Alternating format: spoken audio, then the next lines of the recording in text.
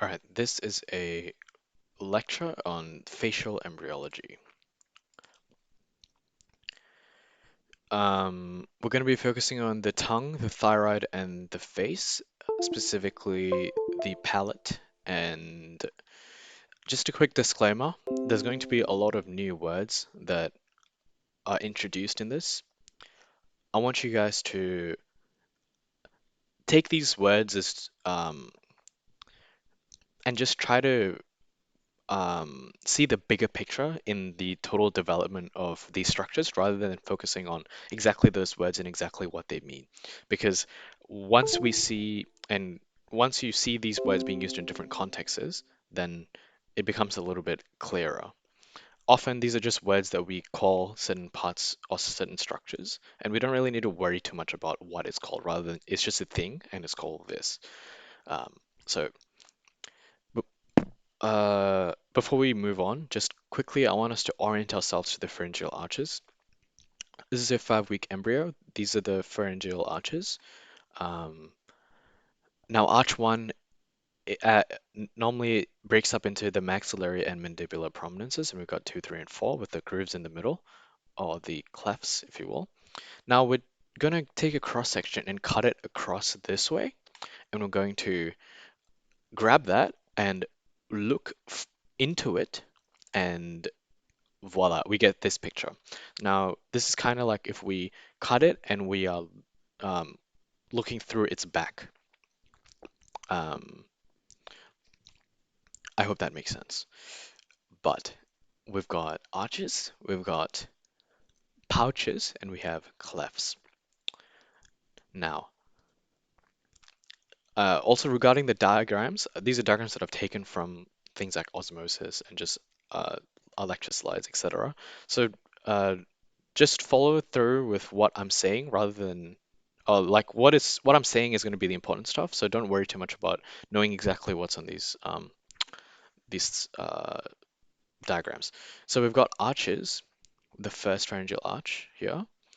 It has an endoderm layer, which is the inside, an ectoderm on the outside, and mesoderm with neural crest cells and arteries and cartilage. Now, it's important that we know that the clefts have uh, an ectoderm, so the clefts are on the outside, and the pouches are on the inside, so they have endoderm. Now, with this same diagram, I'm going to show you certain landmarks from which the tongue develops.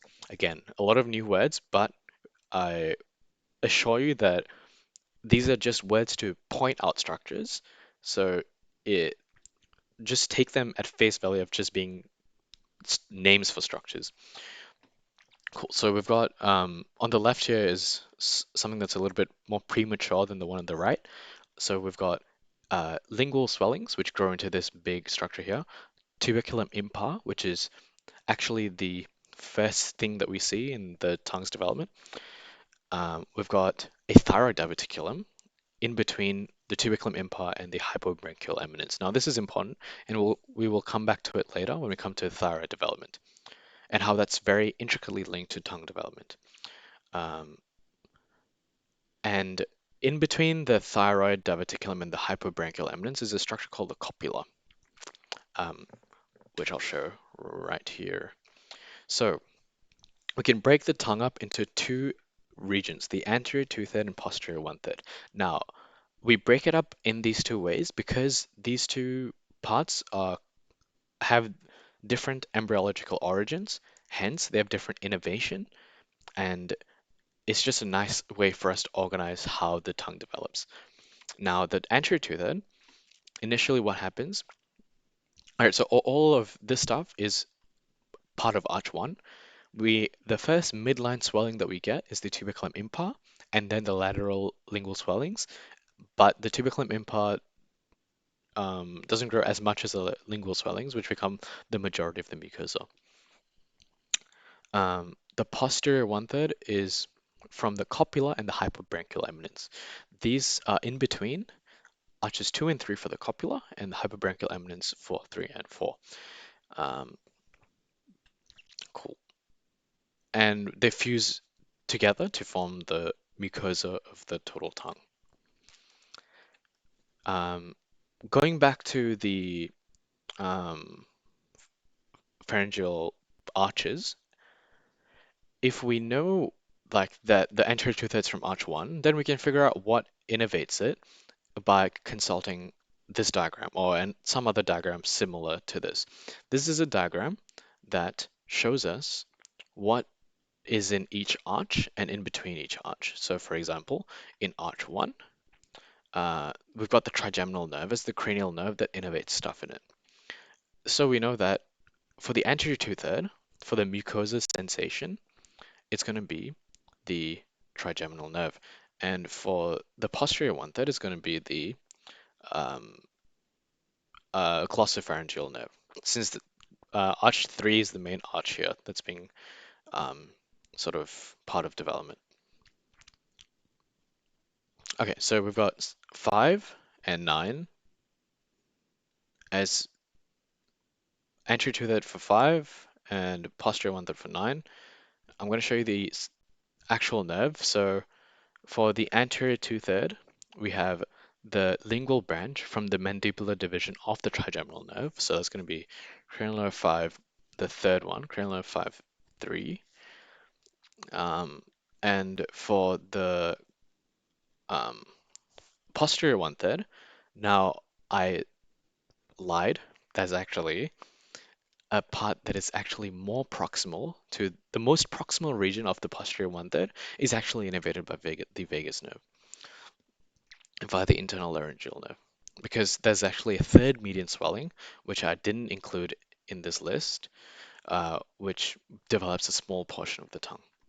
Now, this just goes to show the complexity here, and uh, I'm mainly pointing out key features, which is the tuberculum impar and the other structures that I've mentioned so far, which is what we really want to know. I've added the cranial nerve 10 here because we also need to know that cranial nerve 10 is also involved in sensation, and that's the key part, the sensation. Cool. Now, I've been very careful to use the word mucosa because with the pharyngeal arches and everything we talked about, arches form the mucosa, they don't form the musculature. The musculature is formed by something else. It's called the occipital somites. Now, I'm sure you've heard of the word somite used in the form of the things that make muscles or the things that make mesoderm. They come from the paraxial mesoderm. Paraxial just means uh, to either side of the midline. These somites migrate to the tongue and form the tongue's musculature. Now, since they have a different embryologic origin, they therefore are innervated by other things. So um, the occipital somites are innervated by cranial nerve 12, which is the hypoglossal nerve. So our tongue's musculature is actually innervated by the hypoglossal nerve.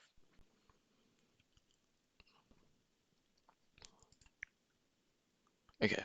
Also, there's a little bit of nuance to this. The palatoglossus muscle, which is the one of the extrinsic tongue muscles, is innervated by the vagus nerve, but otherwise, all the other muscles, I think it should be the hypoglossal nerve.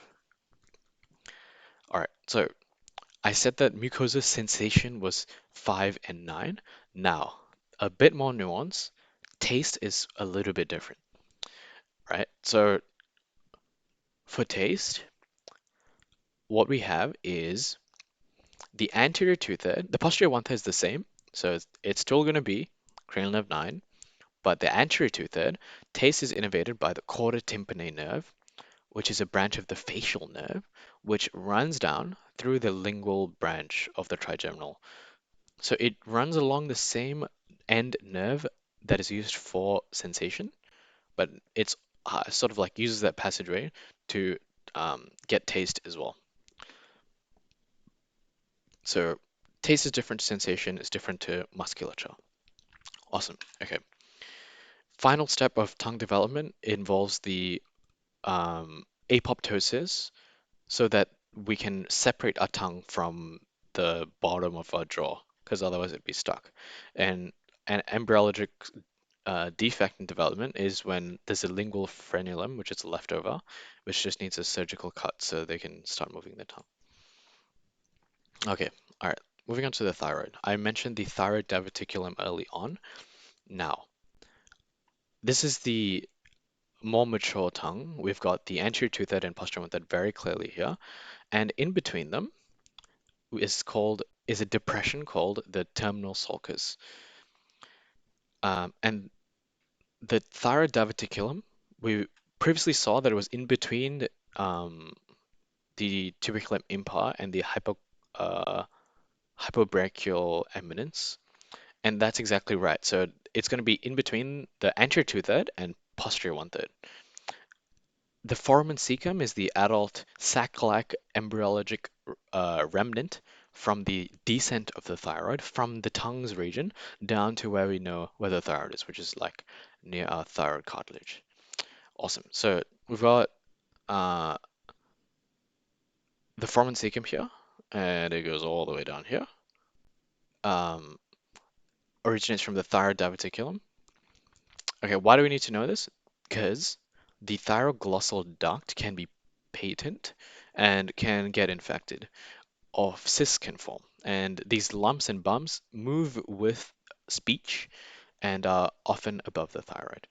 Another anatomic variant is the pyramidal lobe, which goes to show how clearly the descent process works, because it sort of like starts forming before it's fully descended or something like that. But yeah, it was used as evidence to show that it descends, and that is pretty cool. Okay, arch one. All right, so we're moving on now to facial and nasal development, right? We talked about the arches. Now all we're going to focus on is the arch one and above it. All right. So arch one separates into the maxillary and mandibular processes with a stromatodium, which is the beginning of the oral cavity, but we're going to ignore that for now. That's not as relevant. I want you to know from the slide that arch one produces these two processes. Above arch one is the frontal prominence and nasal placodes. So the eyes are actually here. This is actually its nose, or like beginning of its nose. Um, these nasal placodes eventually come together. Oh, sorry, they um, separate to form the medial and lateral nasal processes, and the frontal prominence grows to form the frontonasal process. Now, the medial nasal processes that were here, they fuse together to form uh, yeah, they fuse together, right? The reason why they fuse together is because you've got these maxillary processes on either side which push it together. Like you can kind of see how the process works here. As the maxillary process push it in, it causes the fusion here. Um, and the upper lip is also formed through the maxillary process. Now we're going to talk about, oh, sorry. Um, the next key step here, we've sort of formed the nose. The next key step is linking the nose and the palate and the mouth. Okay, bear with me. I think this part is probably the most complex part. So, um, before we continue, just a quick sidetrack that neural crest cells are the key cell type that forms these facial prominences. They are not from, uh, yeah, yeah, that's the end of that. Okay, we have to be careful in knowing, in separating what forms from the medial nasal process and what forms from the maxillary process and the mandibular process, right? The medial nasal process actually grows all the way down here. So it forms the philtrum, which is the bump that we know that people have just underneath their nose, and the primary palate. I'm going to tell you what the primary palate is in a second. Mandibular process is for the lower jaw and everything underneath this point. So don't worry about that too much. Cool. So the primary palate is this little thing here. The adult equivalent is if you open your mouth, you would actually notice that there's an incisive foramen here. Well, I guess you can't notice because it's bone, but point is, there's a primary palate that grows until it reaches the incisive foramen. There's also a secondary palate, which is this flap here, um, which is not derived from the medial nasal process. It's going to be derived from maxillary process, from arch 1. All right. So primary palate is from medial nasal. Secondary palate grows as palatine shelves which fuse down the midline and is innervated by arch 1. Sorry, it's formed from the maxillary process. Okay, again, going back to the adult equivalent. We mentioned the incisive canals here, and they carry the nasopalatine nerve and the sphenopalatine artery. The greater palatine foramen, which is over here, carries the greater palatine nerve and artery, and the lesser palatine nerve and artery is carried by the lesser palatine foramen.